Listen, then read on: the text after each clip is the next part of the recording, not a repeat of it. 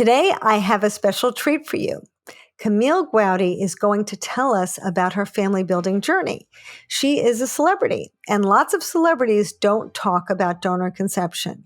And of course, it's their business. They don't need to do that. But it is very brave to talk about it.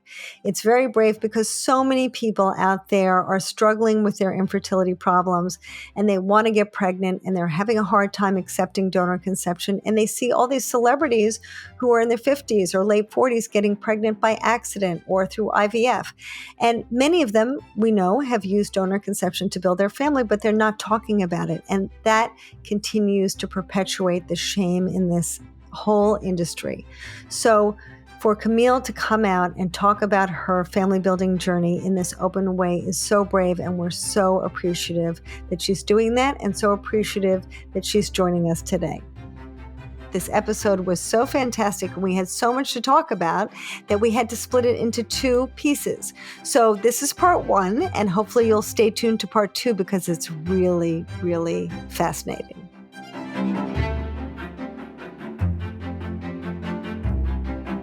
Welcome to Donor Conception Conversations. This is the one podcast created exclusively for people who are planning to use donor conception to build their families or for people who have already used donor conception. My name is Lisa Schumann. I'm a therapist, an author, a researcher, and the host of this podcast. And I'm here to help you understand how you can use the tools and the truths that we learn in this podcast to have a better path to parenthood. And today I have a special guest for you, Camille Guaty. I'm going to tell you a little bit about her, and then she's going to tell you about herself. So she's an American film and television actress. She's known for many roles, some of which are Daisy in Kick It Up, and Maricruz Delgado in Prison Break, and also Megan in the CBS series Scorpion. And now she is in HBO Max Duster, which is very, very exciting, and I can't wait to see it.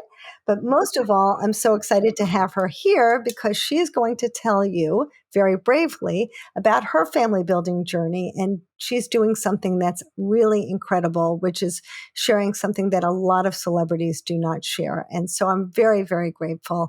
Thank you so much, Camille, for coming today. Yes, thank you, Lisa, for having me. I was around I'm going to say 38 years old when we started trying. I was career first type of woman and always had this feeling that if I stopped in the acting world, they wouldn't accept me back. So it was always in the back of my mind. And it wasn't until I was 38 that I was like, oh, I think I'm ready. And I always thought I'm of Latin, Cuban, Puerto Rican. I was like, oh, how the cliche goes, we can pop out babies like that. So I never thought that infertility would have been my issue. I didn't think that was going to be my story. And, month one goes by, month two, month three, month four. And I'm just like, whoa, this is not happening the way that I expected it to.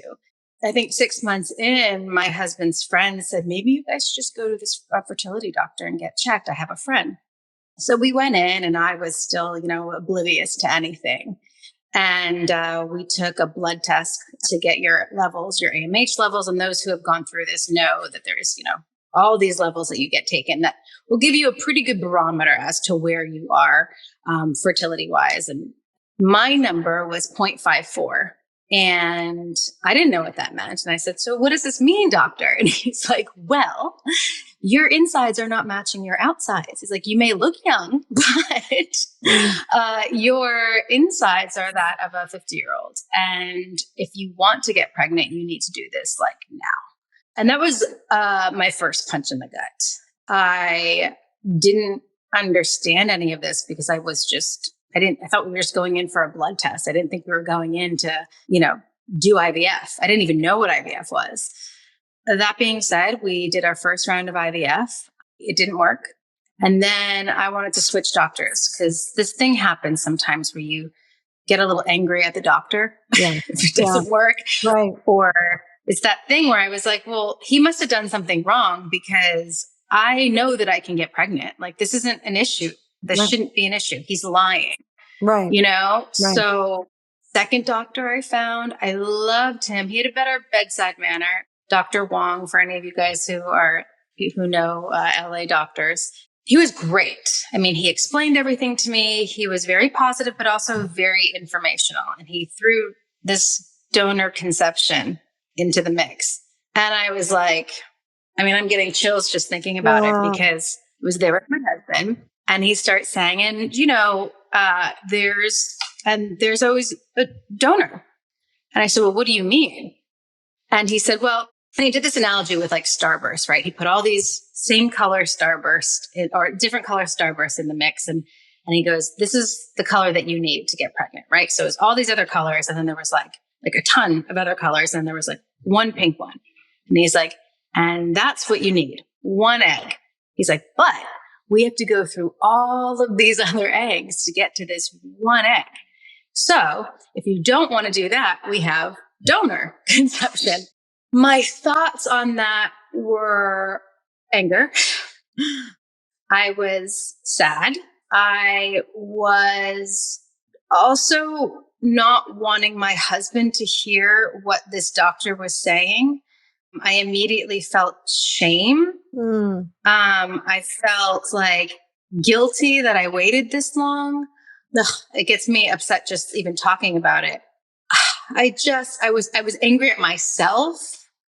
For all of you out there, you have to listen to what Camille is saying, because here she is, this like stunning celebrity, and she's having these feelings that everybody has, right? People would probably look at her and can't imagine that you would ever be self-critical or feel insecure about your fertility or about your ability to produce.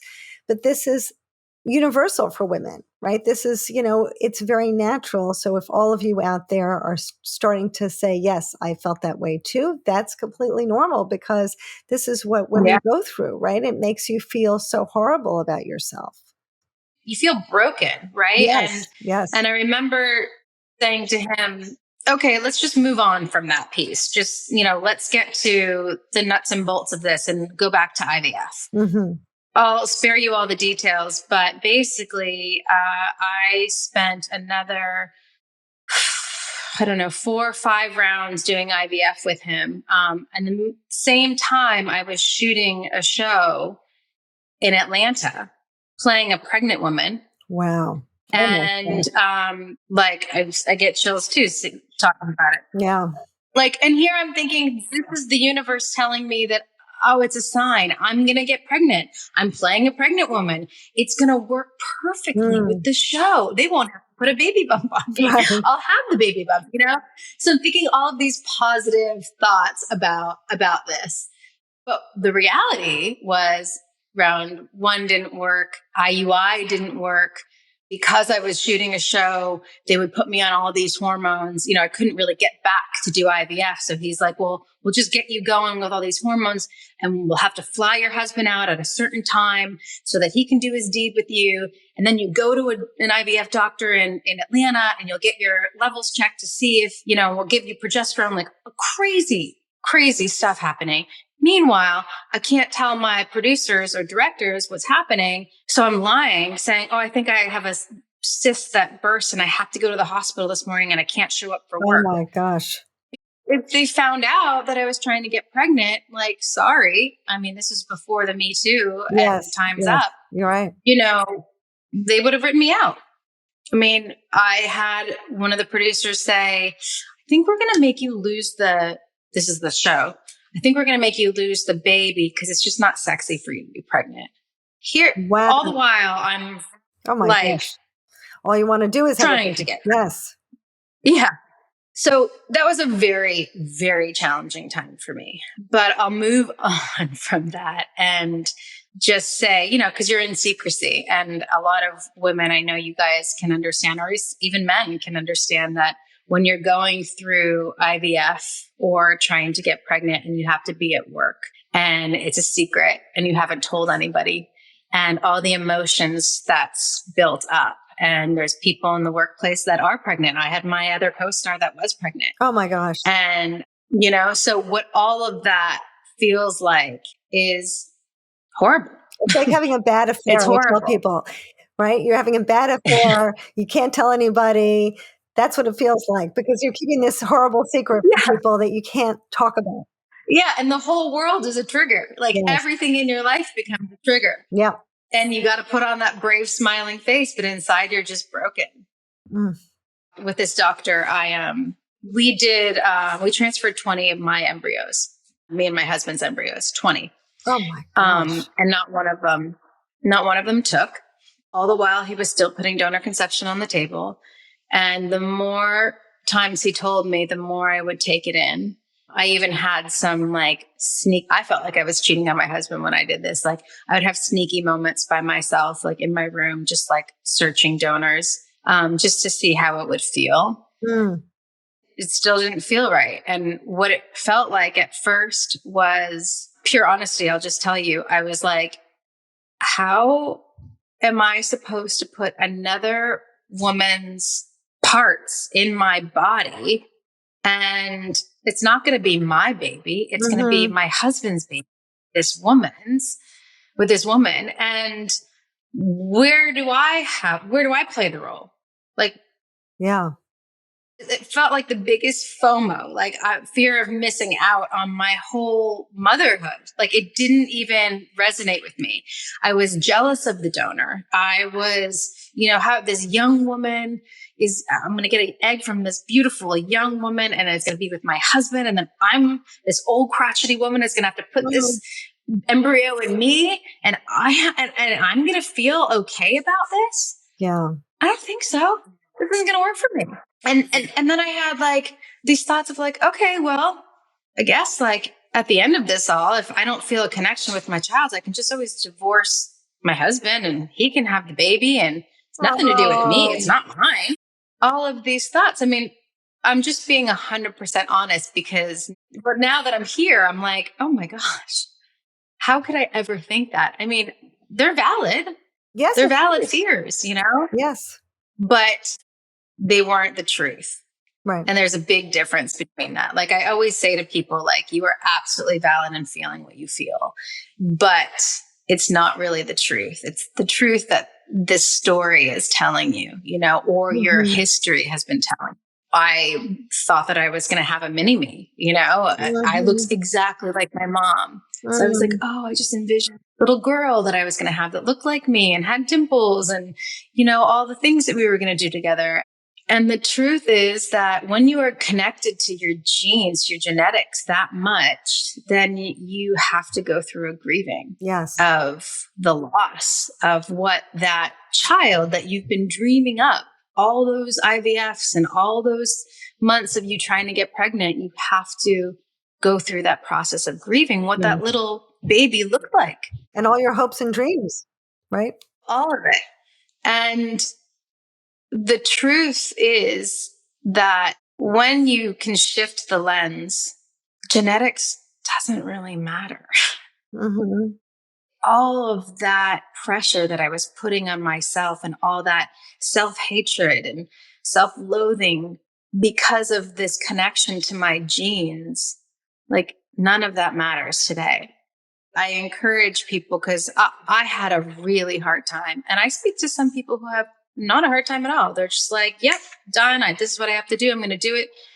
But for the most part, I'm speaking to people who are going through what I went through. Mm-hmm. And so that choice took a very long time.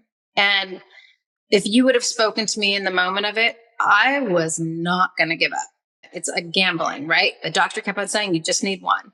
How long did that take you before, from starting your fertility process to saying, okay, I'm going to move forward with a donor?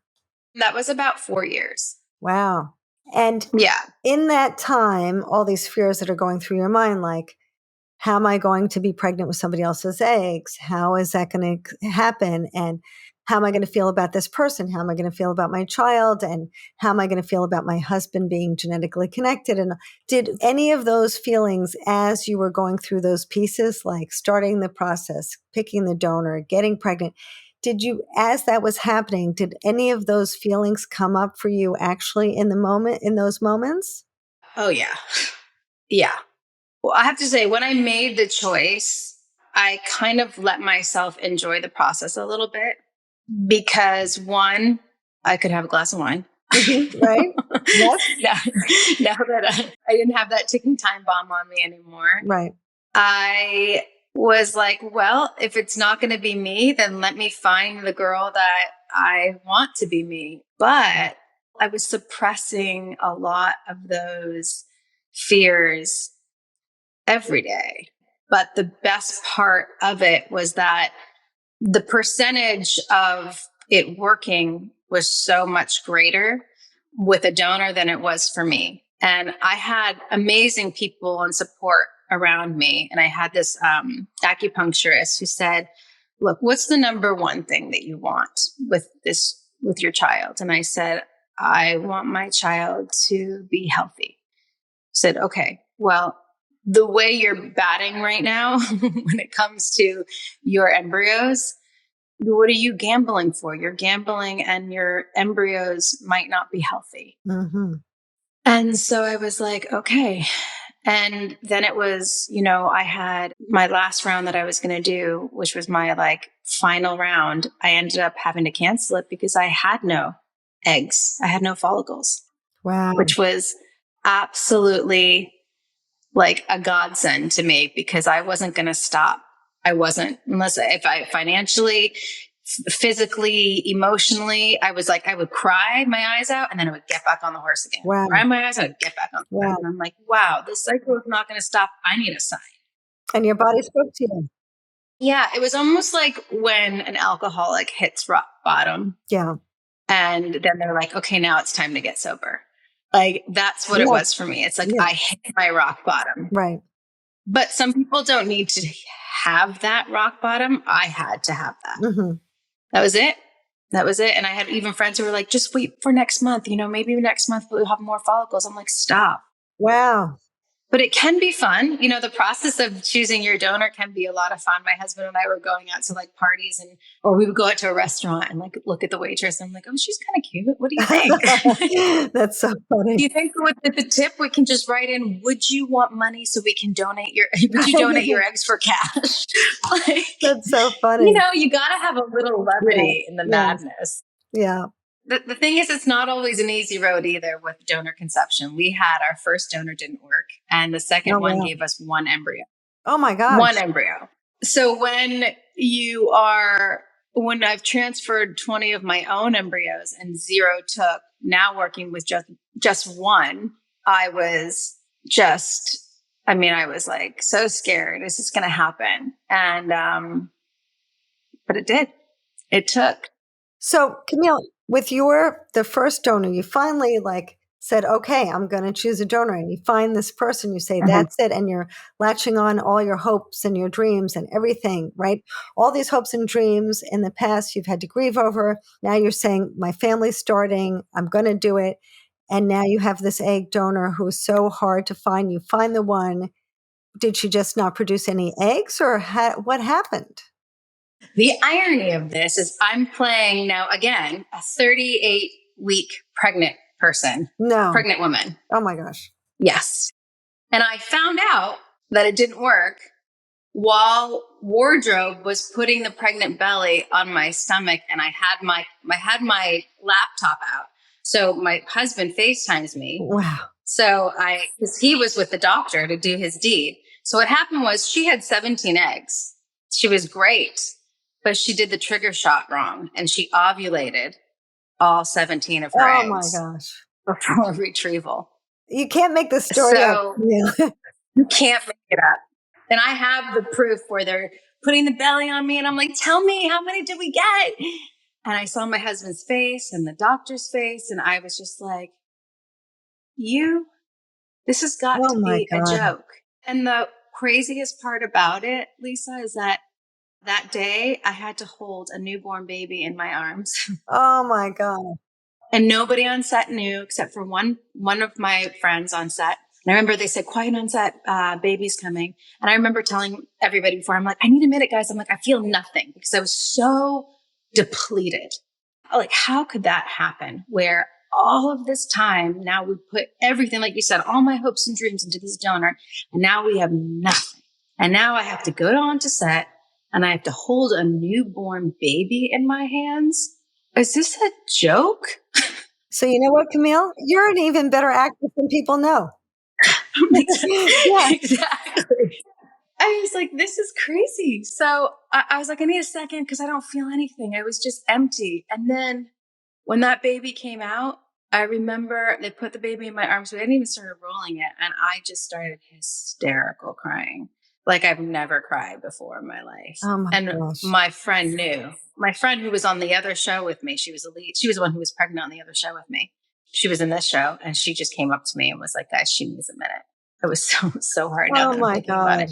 When you watch The Good Doctor and you see me there, that's my story. That was what was happening in the background. We ended up going with my second choice, who ended up, I'm so grateful because the great thing about all of this is, guys, is that when, in hindsight, when you look at it all, if any of those times would have worked, I never would have had my son. So I'm sure I would be loving my child, whoever that is. But now that I know my son, I can't imagine going through life without him and having any of these other moments with someone else. Mm-hmm. So there's always a silver lining in it all. It's beautiful. So I want to hear about that. But first, could you talk about how you went? First of all, I can't even believe the story. I can't believe that you were able to actually, it's true. The show must go on. I mean, people joke about that, but obviously that is so true. And it's amazing that you're able to do that. How did you recover from that and say, okay, I'm going to get back on the horse and find another donor? How did you summon the energy to do that? I don't know. I mean, if I tell you even more, I think all of the while I'm broken with all of this, the donor agency was corrupt. Wow. So there was a whole bunch of stuff. Oh, yeah. yikes. She's like now being sued. So I had no choice if I wanted to do this again. I had to do it now because of all the things that were happening internally. And part of me always had this other donor in the back of my head, like, because when you have two that you really like and choosing one, you're just like, okay, let's just do it. But part of me always thought this other donor might have been the one. And so when this happened, I was like, I kind of felt like it was a blessing in disguise. Oh.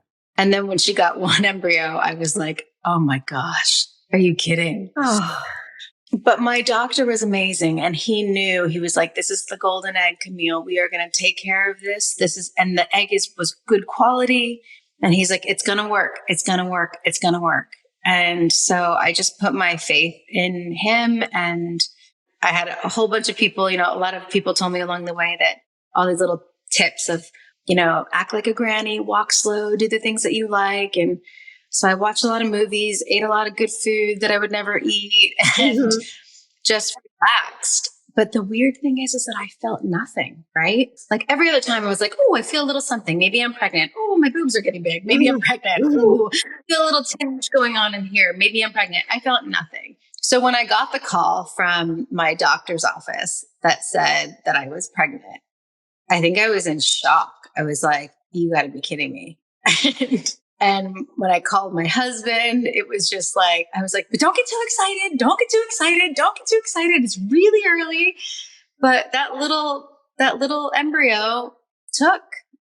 It's amazing. So just when you think something's going to work, it doesn't. And then something else does. Life always surprises us, right? It's incredible. Yeah. It's incredible. So this second donor, you already felt like, okay, maybe she's the one. Maybe she was the one who was meant to be. So I'm going to go with her. All the while, you're still having trouble with your agency, I'm assuming. From what you're saying, it sounds like there's still all this craziness.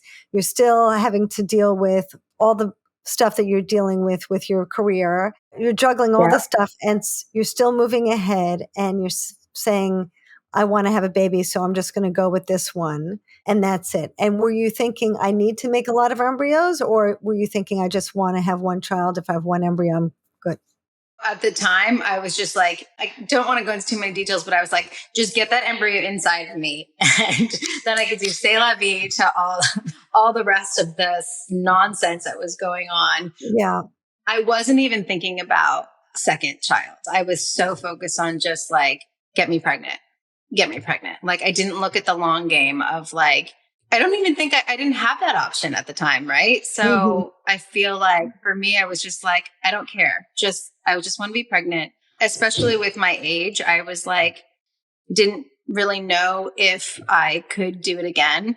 There's a part that I always say that I miss, but when I couldn't get pregnant, I started a nonprofit for foster children. Oh, really? I've always thought, well, the second one was going to come from the foster system. So we would go through a foster to adopt. Yeah. Rather than going through this whole process again. I mean, look, we've created our family in a way that was not what I envisioned. And family building can come in all different shapes and sizes. And I was like, my husband was down for it. Because originally, when I was saying no to donor, I said, let's adopt. I want a clean slate. I want both of us to like, nobody's genes are going to go. And a lot of people feel that way. Yeah. If my genes aren't going to be in there, your genes aren't going to be in there. Sorry, Charlie. Right. Yeah. But he really wanted it. And so I was like, okay, let's go down this route. And we did. And I'm so grateful that we did, because there's so many other aspects of this that I could do, the carrying and what that feels like being pregnant. And, when I was first thinking about donor conception, like the part that felt icky to me felt amazing when I was pregnant. The pregnancy part, you mean? Mm-hmm. And it was a challenging pregnancy, but I was so happy. Just, I think, in such a grateful state that I was absorbing all of it. Like, wow. I wanted to be pregnant. I've been dreaming of what that felt like. So it was a pretty great experience for me. And I know not everybody has that. In general, women who, just get pregnant like that, right. They sometimes have the worst pregnancy and hate it and, get this baby out of me. Yes. I almost didn't want him to leave. I was like, don't leave. Don't come out. Oh, that's so nice. That's so nice, Camille. Yeah. So a lot of people do worry about that. They think, oh my gosh, if I use an egg donor, I'm going to feel so strange. I'm going to feel this disconnection from my own body because I'm going to have this baby in my body that's not genetically connected to me. And that feels so strange. And then, my husband's going to feel a connection that I'm not going to feel. And the baby's going to be inside of me, but he's going to be connected. And it sounds like you didn't have any of that. But I did have fears for later. Here's the thing. It's like, if we have that opportunity to connect, and there's so much nurturing that goes on when we're carrying the baby, make the most of it, right? Because that is our time to connect in a way that your husband, my husband, they can't do. Mm-hmm. So I took that opportunity to do that, so much so that, like, I was trying to even get my husband to connect. I was like, hey, you're not where I'm at. Like, put your hand on my belly, talk to the baby. Like, I was trying to get him to connect because I was afraid he wasn't going to connect. Wow. I hope you enjoyed part 1 of the 2-part series. And if you really love it, here's a little teaser for the next part. This is a great part that I want people to hear, because we can play, God, scientist, whatever you want to call it, when we're choosing our donor and say, oh, I want her to have brown hair. I want her to have dimples. I want her to have darker skin like me. I want her to come from this ethnic background. Mm-hmm. And the child will come out how the child comes out. And my child came out looking exactly like my husband. So my worst fear came true, because everyone was saying, gosh, he is your twin. He looks exactly like you. I don't see any of Camille in there.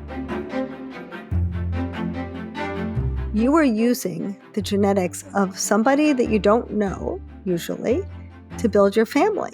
And that in itself can be very anxiety provoking. It's very, very hard to think about it. Think about the ideas that you've had about building your family.